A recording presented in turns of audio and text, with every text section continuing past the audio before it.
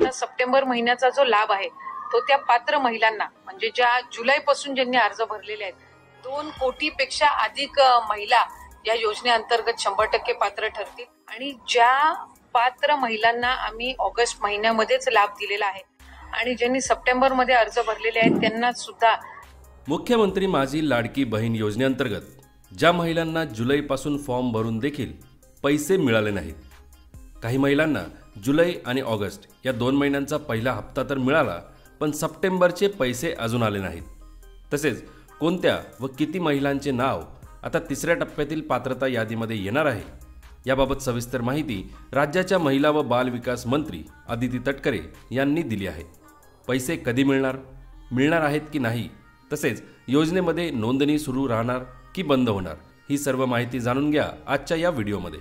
पण त्यापूर्वी जर आपल्या चॅनलवर नवीन असाल तर अवश्य सबस्क्राइब करा, बेल आयकन प्रेस करून ऑल नोटिफिकेशन सिलेक्ट करा, ज्यामुळे योजनेसंदर्भातील इतर महत्त्वपूर्ण व्हिडिओज, इतर अपडेट्स तुमच्यापर्यंत सर्वात आधी पोहोचतील। मुख्यमंत्री माझी लाडकी बहीण या योजनेअंतर्गत तसं पाहायला गेलं तर आमच्याकडे आता जवळपास 2,40,00,000 पेक्षा अधिक अर्ज प्राप्त झाले आणि यातील जवळपास जुलै महिन्यातील आम्ही 1,07,00,000 महिलांना त्याचा लाभ हा ऑगस्ट महिन्यामध्ये दिला।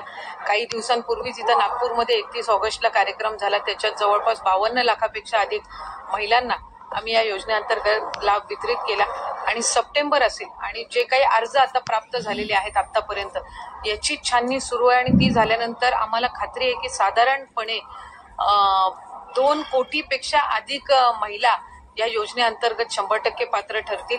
आमचा तर प्रयत्न आहे की जो अंदाज विभागाने लावलेला आहे 2.5 कोटी महिलांपर्यंत, माता भगिनींपर्यंत ही योजना पोहोचवण्याचा, यात आम्ही निश्चितपणाने सफल होऊ असं आम्हाला खात्री। खरं तर पहिल्या टप्प्यातली मुदत ही 1 जुलै ते 31 ऑगस्ट होती आणि या कालावधीमध्ये ज्या पात्र महिलांनी अर्ज भरलेला आहे त्यांना जुलै आणि ऑगस्ट महिन्याचा लाभ मिळणार आहे।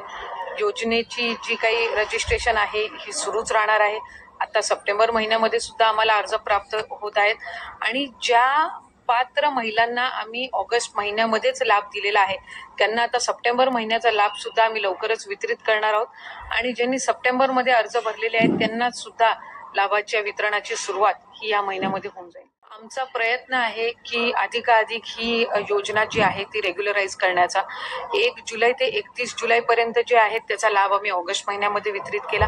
ऑगस्ट 1 ते ऑगस्ट 24 या कालावधीमध्ये जे आम्हाला अर्ज प्राप्त झाले, छाननी करून जे पात्र झाले तशा 52 लाख महिलांना आम्ही ऑगस्ट महिन्यामध्ये अर्ज त्या ठिकाणी लाभ वितरित केला। त्याच्यामुळे आमचा प्रयत्न आहे की दर महिन्याला 1500 जो हा लाभ आहे तो अधिकाधिक रेग्युलराइज पद्धतीनं व्हावा। आता सप्टेंबर महिन्याचा जो लाभ आहे तो त्या पात्र महिलांना म्हणजे ज्या जुलैपासून ज्यांनी अर्ज भरलेले आहेत त्यांना सप्टेंबर महिन्याचा लाभ जो आहे तो लवकरच वितरित करण्यात। सुरक्षता हा निश्चितपणाने एक महत्त्वपूर्ण विषय आहे। योजना एक भिन्न बाब असते आणि सुरक्षता वाढवण्याच्या दृष्टिकोनातून किंवा अधिकाधिक माता भगिनी राज्यातल्या सुरक्षित राहायला पाहिजेत ही सगळ्यांचीच भूमिका आहे। त्याच्यामध्ये कुठल्याही पक्षाचं किंवा कुठलंही राजकारण आणण्याचं कुठल्याच या बाबतीमध्ये काही कारण नाही। त्याच्यामुळे आज महायुतीचं सरकार जे आहे ते महिलांच्या सुरक्षतेच्या दृष्टिकोनातून अधिकाधिक पावलं उचलत आहे। केंद्र शासनाने जो नवीन कायदा आणलेला आहे याच्यामध्ये शक्ती कायदा जो महाराष्ट्र सरकारने जो प्रस्तावित केला होता यामधल्या बऱ्याचशा बाबी आता केंद्र शासनाने जो नवीन कायदा आणलेला आहे त्याच्यामध्ये समाविष्ट केल्या गेलेल्या आहे।